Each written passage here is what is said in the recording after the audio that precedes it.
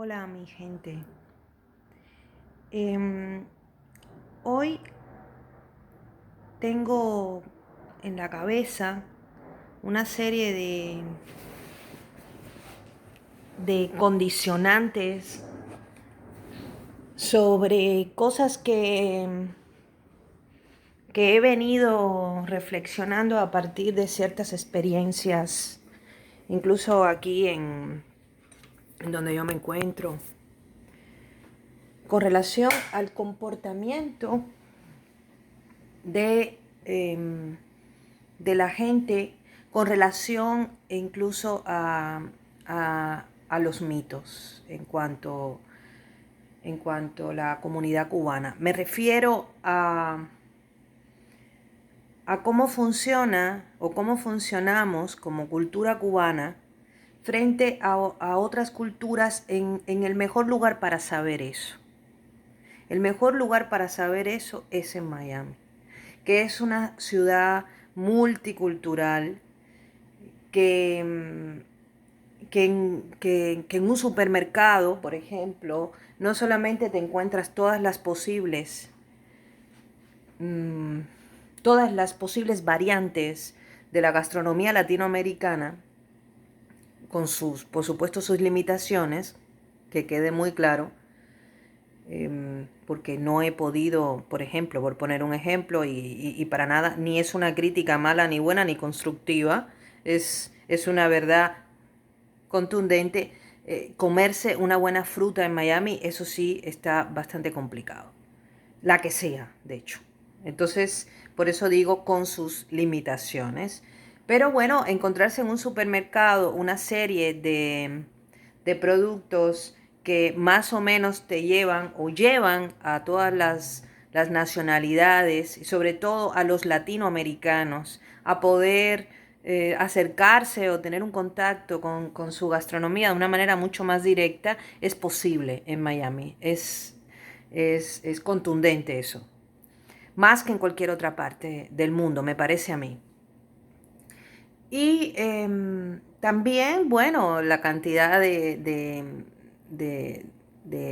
no de lenguas, sino de tiples que uno pueda escuchar dentro de ese mismo espacio, por no moverme de ahí en un supermercado, una cantidad de tiples que uno puede identificar con cierta facilidad de qué región al menos de América Latina es esa persona. Y también puedes identificar cómo hay mayorías de migrantes en esta ciudad que corresponden a ciertos momentos históricos. Por ejemplo, es muy común últimamente encontrarse el tiple del venezolano, ¿sí?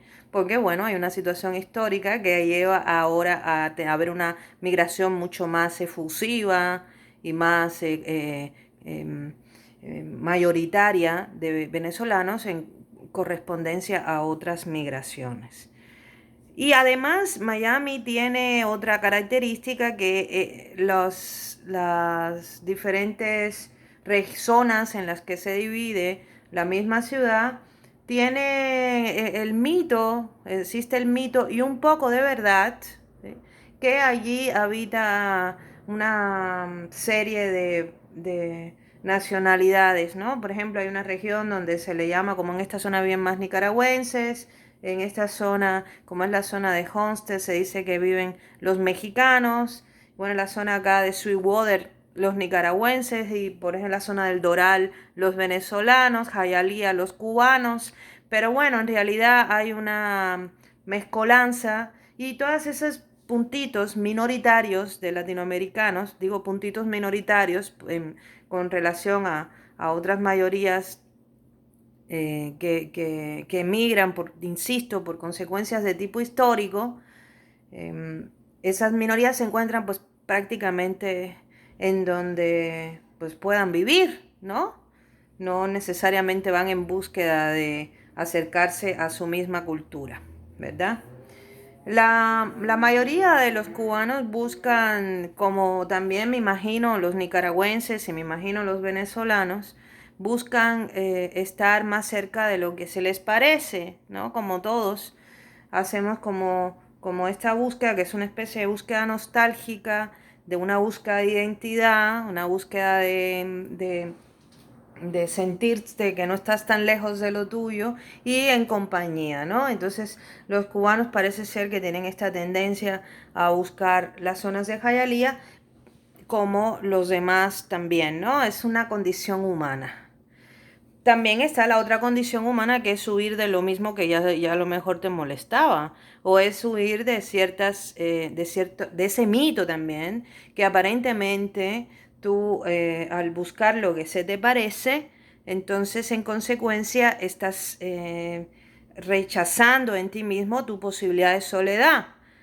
Y en realidad eso puede llevar como consecuencia también a otras posibles soledades, porque también va correspondiente a tus búsquedas personales cuando emigraste, ¿no?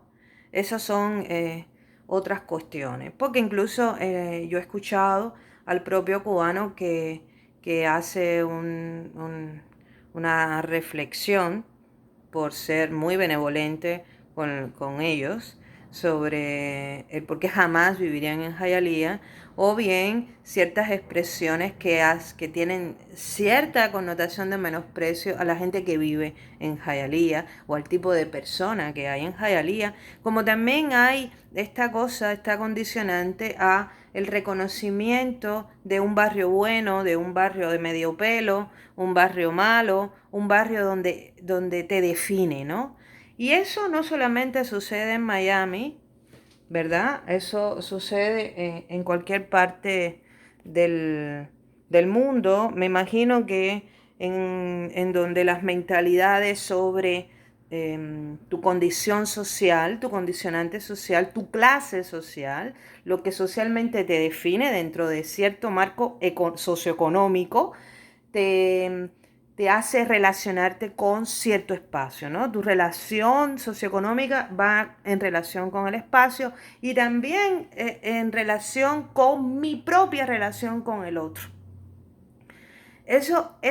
Por ejemplo, yo en Cuba lo vivía uno, ¿no? No es lo mismo decir que eres de la Cuevita en San Miguel del Padrón o vivir en la Cuevita en San Miguel del Padrón o en ciertas zonas de Luyanó o en ciertas partes de Marianao o, o en ciertos barrios definidos, ¿no? Por ejemplo, La Habana Vieja, que tiene también su mala fama, que vivir en El Vedado o vivir en Miramar, en la zona de playa, o vivir en el casino deportivo, ¿no?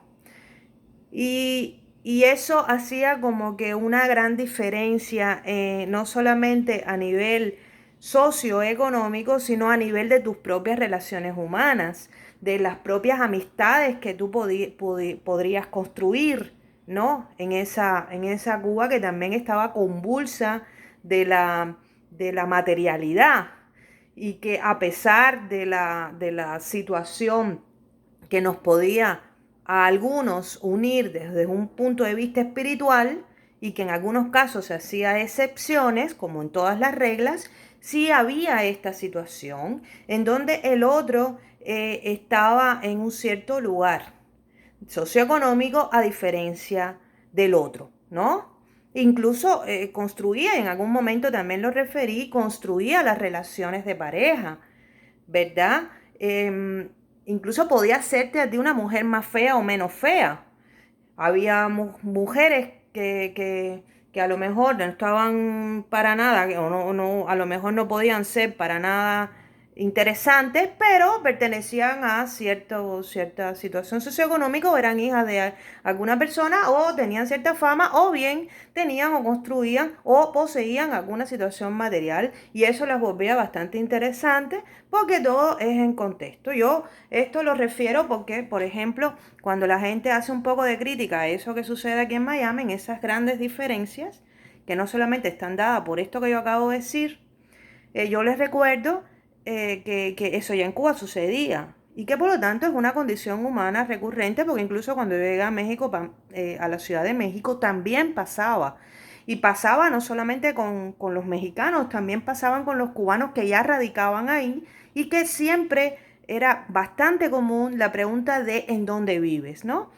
Porque donde vives es como yo te voy a tratar, o bien en donde vives va a ser si yo te voy a integrar o te voy a visitar o vas a formar parte de mi círculo socioeconómico. Y estas condicionantes, que parece ser que es a lo mejor un tipo de pensamiento, es posible.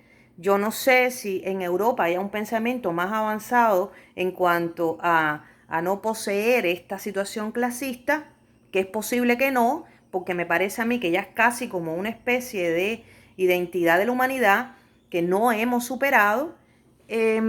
Me hace que de alguna forma aquí otra vez se repita ese tipo de conducta.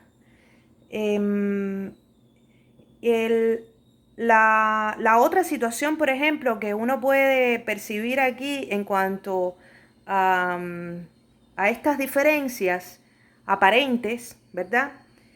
Están en la nacionalidad, ¿no? O sea, según tu nacionalidad, según serás tratado y también serás juzgado, ¿no? Y eso conlleva una serie de adjetivos, porque aparentemente tu nacionalidad te encumbra o te mete en la base de la pirámide, en una base de la pirámide que para nada permite que puedas levantar cabeza a pesar de que pudieras tener mejor educación o pudieras tener, me refiero a mejor educación no solamente, o sea, no me refiero solamente a mejor educación a tener grados académicos o haber pasado por una universidad, sino a ser una persona más cortés, más amable, con valores mucho más intrínsecos, con valores humanos más menos impermeables, ¿no? Eh, y que de alguna forma al enfrentarte al otro tendría una especie de respeto que el otro no te da porque tu nacionalidad te resta importancia, ¿no? Y entonces hay una serie de adjetivos que también devienen de esta situación clasista, que también va en esta cuestión de la nacionalidad, es decir, qué nacionalidad tienes en Miami y entonces y por tanto y de alguna forma serás juzgado, serás adjetivizado y serás tratado. Eso también es visto aquí, que es una cosa muy vinculada al racismo, que está implícito también en el latinoamericano, que también es una mirada de un país a otro, ¿verdad? Que también es una mirada clasista regional, de cómo mira el norte al sur y de cómo mira el sur al norte, y toda esta serie de consecuencias que es una especie de comportamiento histórico geográfico y por lo tanto histórico geográfico económico y social que hace que esta simbiosis, esta cuestión heterogénea que hay aquí en Miami se vuelva una especie de merengue cortado, ¿no? Y por lo tanto, su asunto multicultural, su olfato multicultural se sacude en su casi totalidad, ¿no? Entonces las minorías son las que se salvan, intentan salvarse en medio de esta especie de situación heteróclita, ¿no? Eh, que está magnetizada por incluso el maltrato, ¿no? Y en consecuencia tu relación con tu entorno se vuelve confusa porque ya está repleta de una serie de prejuicios que son muy complicados de solventar a estas alturas, ¿no? Yo misma estoy en un espacio donde he querido relacionarme de una forma sana, ¿no? Con prudencia, con respeto con el otro, desde el lugar que me encuentro, que es el lugar el que me pertenece, que es el sitio de un ser humano que habla de cierta forma, que gestualiza, perdón, de cierta manera y que se conduce de cierta forma, pero el otro que ya está prejuiciado, no solamente porque no sé si en mi caso tendrá la condición de la doble nacionalidad, No sé si en mi caso tendrá la situación de que está conducida por eventos de tipo personal, sino por la condición de tener cierto nivel cultural que no debería de ofender a nadie, sino todo lo contrario, debería de ser aprovechado, debería de endulzar los oídos, debería de pertenecer a, Dios mío, esto puede romper otros silencios o romper mis silencios y puede tener una relación con alguien que se comporta de una manera normal, pero que puede hablar de otro tipo de cosas. Eso también termina siendo un problema en una ciudad, en un cierto entorno en donde exactamente esta cosa de de los prejuicios, esta cosa de haber sido algo o no haber sido nada, o aparentemente cargar por ello complejos que tienen esta acción dialéctica, ¿verdad? O sea, yo tuve, pero ahora no soy, yo ahora soy, pero yo nunca tuve, o yo nunca fui, y todo este tipo de cosas hace que la gente se sienta vulnerable. Es complicado, por tanto, hacer amigos en Miami. Es complicado un centro, un espacio, al menos de conversación, de diálogo constructivo, de no exasperación de emociones. Es complicada la pasión y, y yo estoy aquí para decir que yo me pienso salvar del salvajismo multicultural que a veces me acecha incluso por la ventana.